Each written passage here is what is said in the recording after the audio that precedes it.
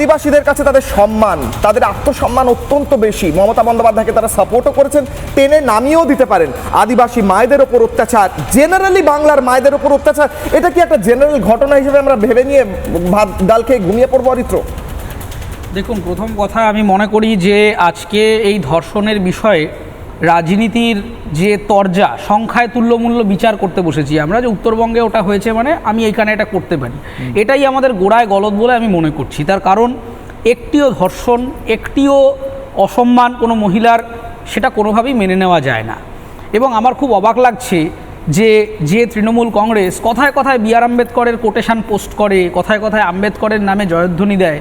তা সেই আম্বেদকরের ভারতবর্ষে দাঁড়িয়ে যে আম্বেদকর দিনের পর দিন শিডিউল কাস্ট, শিডিউল ট্রাইব, আদিবাসীদের নিয়ে লড়াই করেছেন, কই আজকে তাদের কোটেশনটা আপনারা পোস্ট করতে সাহস পাচ্ছেন না? তো কারণ এটা তো সেই আম্বেদকরের লড়াইয়ের ভারত এইটা। আসলে দেখুন, এই প্রত্যেকটা ধর্ষণের ক্ষেত্রে আপনি যদি ওদের প্যাটার্নটা দেখেন, তাহলে আপনাকে বুঝতে হবে যে শুধুমাত্র যৌন ইচ্ছা থেকে ধর্ষণটা হয় না। এই যৌনাকাঙ্ক্ষার পেছনে লুকিয়ে আছে একটা ক্ষমতার দম্ভ এবং অহংকার, যে আমি ল অ্যান্ড অর্ডারের ওপরে, একজন মহিলা সে বিরোধী হতে পারে, নিম্নবর্ণের হতে পারে, হিন্দু হতে পারে, মুসলমান হতে পারে, সেটা আমার কাছে ইম্যাটেরিয়াল। আমি একটা শাসক দলের লোক অথবা আমি কোনো নেতার সাথে থাকি, এর মধ্যে আমার একটা পৌরুষোচিত আচরণের সাথে আমার একটা দম্ভ এবং অহংকার আমাকে চারিদিক থেকে গ্রাস করছে, যারই আউটকাম কিন্তু আজকে আপনি কসবা ল কলেজের রেফারেন্স দেখুন।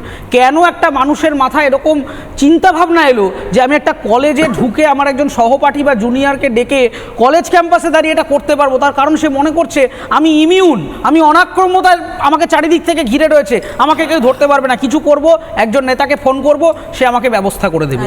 এটা অত্যন্ত ডেঞ্জারাস একটা সমাজ তৈরি করেছি।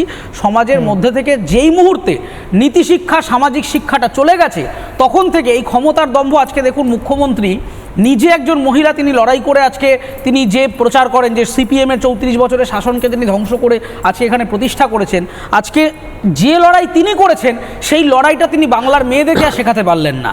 তিনি আজকে মঞ্চে দাঁড়িয়ে, যখন একটা বাণিজ্যিক সামিট না কিসে দেখছিলাম, তিনি মঞ্চে দাঁড়িয়ে বলছেন যে বউকে দিয়ে ঘুগনি রান্না করিয়ে এনে বিক্রি করুন না।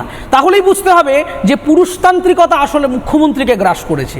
তিনি নিজে একজন মেয়ে, কিন্তু দুঃখের ব্যাপার তিনি মনে করেন বাড়ির বউয়ের কাজ হলো ঘুগনি রান্না করে বরের ব্যবসায় সাহায্য করা। তিনি বলতে পারেন না যে ওই মেয়েটিকে আমি তো কন্যাশ্রী দিচ্ছি, বাবা তুমি বড় ডাক্তার হও, তুমি বড় ইঞ্জিনিয়ার হও, তুমি একজন নিজে ব্যবসায়ী হও, সেটা তিনি বলতে পারেন না। তার এর রুট কজ আমি আবার বলছি, সংক্ষেপে যদি এটা বলতে হয়, না আমি একটা প্রশ্ন করবো। আমার